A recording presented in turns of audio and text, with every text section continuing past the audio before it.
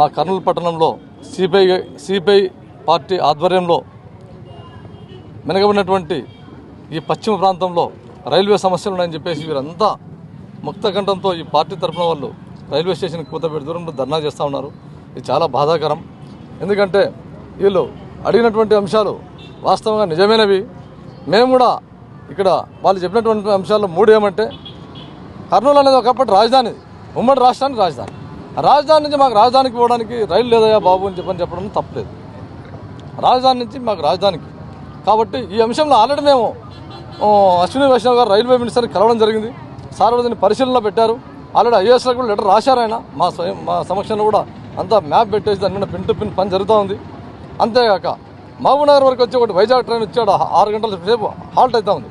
అది కర్నూలు వరకు పొడిగించాలని చెప్పేసి మేము ఆల్రెడీ చెప్పాము. అది కూడా ఆ దిశగా అడుగులు పడుతూ ఉన్నాయి. మూడో అంశం, కర్నూలు నుంచి మనం అక్కడ సిమెంట్ నగర్ బుగ్గానిపల్లి దగ్గరికి ఒక ట్రైన్ కావాలన్నారు. ఆల్రెడీ అది అయిపోయింది. ఆల్రెడీ దాని గురించి సందేహించాల్సినటువంటి అవసరమే లేదు.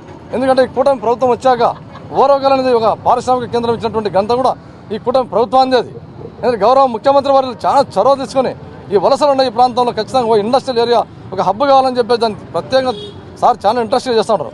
అందులో భాగంగా అక్కడ డ్రోన్ల హబ్ వచ్చింది. ఇప్పుడు మొన్న 300 ఎకరాల్లో జయరాజ్ ఇస్పాత్ ఫ్యాక్టరీ వచ్చింది. మన రీసెంట్గా రిలయన్స్ ఫ్యాక్టరీ వాళ్ళు కడతా ఉన్నారు అక్కడ అద్భుతంగా. కాబట్టి ఈ విధంగా పరిశ్రమలు ఒకరికి ఒకటి వచ్చి ఆ ఓరవకల్ అనే ఒక చెరలు చెడుతూ ఉన్నాయని మనకి ఇంకా సెమీ కండక్టర్ల పరిశ్రమ ఇవ్వాలని చెప్పేసి గౌరవ ముఖ్యమంత్రిని కూడా గట్టిగా అభ్యర్థిస్తూ ఉన్నాం. పరిశ్రమల శాఖ మంత్రి మన భరత్ గారు ఉన్నారు కాబట్టి అదొక్కటి వచ్చిందంటే మాత్రం మన కర్నూలు బ్రహ్మాండంగా ఉంటుంది. అంతేగాక మీరు ఒకసారి ఆలోచించాలా, మీరు అడిగిన సమస్యలను మేము ఆల్రెడీ అశ్విని వైష్ణవ్ సమక్షంలో పెట్టాము. ముఖ్యంగా మనకు పంచలింగాల గ్రామం కర్నూలు మండలం దగ్గరలో ఉన్నటువంటి దాంట్లో central mid life rehabilitation centre ఎన్నో సంవత్సరాలు చేస్తూ ఉన్నారు పనిని. కానీ మననే ఒక మీటింగ్ పెట్టుకోవడం జరిగింది. రేపు ఏప్రిల్ నాటికి ఆ పనులు సంపూర్ణంగా కంప్లీట్ అయ్యి ఆపరేషన్లోకి రావడానికి 6 months or 7 months అన్నాడు శ్రీవాస్తవ్ గారు, సౌత్ సెంట్రల్ GM గారు. కాబట్టి 5,000 మందికి దాదాపు ఉపాధి ఖచ్చితంగా వస్తుంది. అట్లా ఏమాత్రం సందేహం లేదు.